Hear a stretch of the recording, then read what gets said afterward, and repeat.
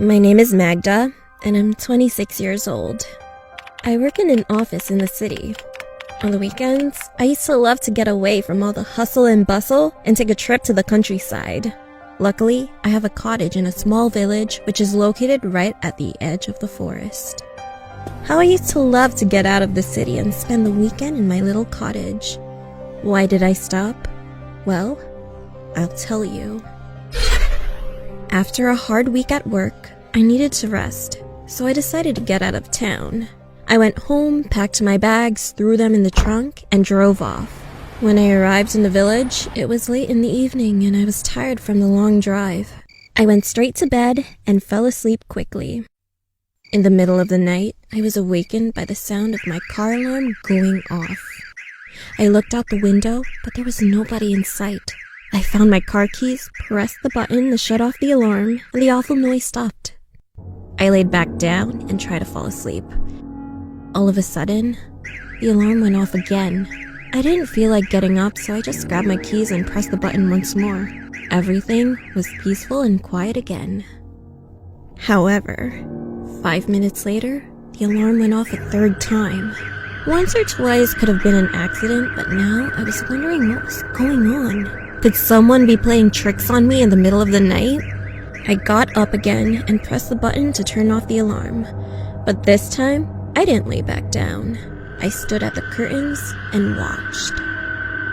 After a few minutes, I saw something by the light of the moon. A shadow emerged from the bushes and slowly approached the car. I could just about make out the shape.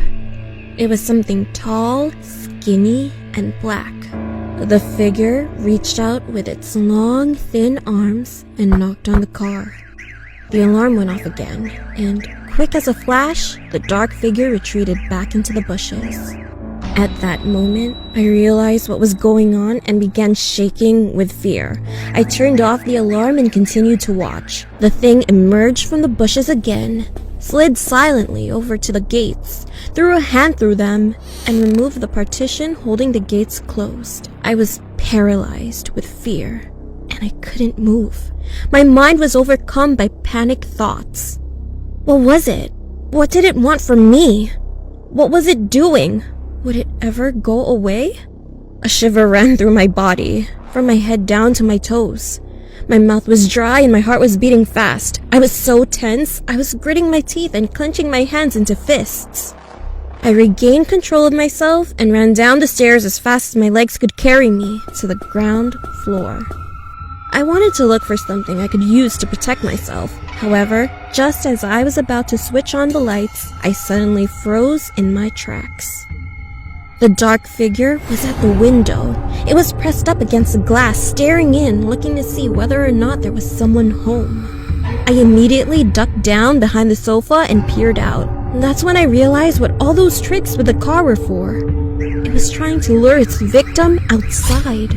I couldn't take my eyes off its hideous face. Its skin was the color of ash and covered with wrinkles.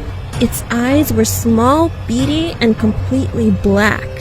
Instead of it having a nose, there were 2 ragged holes. It didn't have any lips, just 2 rows of sharp, yellow teeth.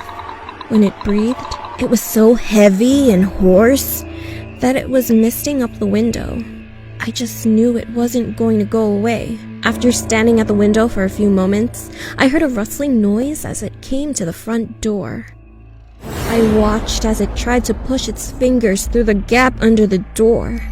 The handle began to twitch wildly up and down. The creature emitted a chilling sound. It was not like a human voice.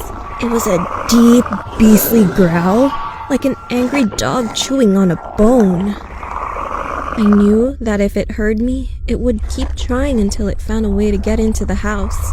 I crouched down behind the sofa, hiding in the shadows and desperately trying not to make a sound. Tears began involuntarily streaming down my face, no matter how much I tried to stop them. I could feel my pulse pounding in my temples, and I was shaking like a leaf, just waiting for it to end. I don't know how long I cowered there.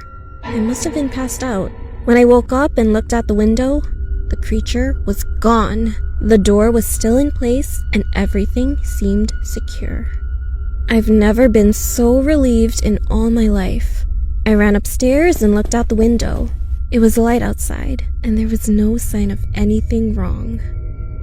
Taking a chance, I grabbed my keys, and without stopping to collect any of my things, I ran out to the car.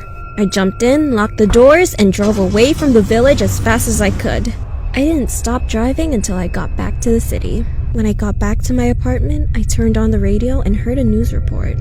The announcer said that, in the village, the dead bodies of 2 girls had been discovered. Their corpses had been mutilated and dumped in a swamp.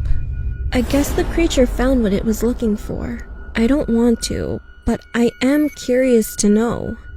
What would have happened if I didn't make the right decision of sprinting?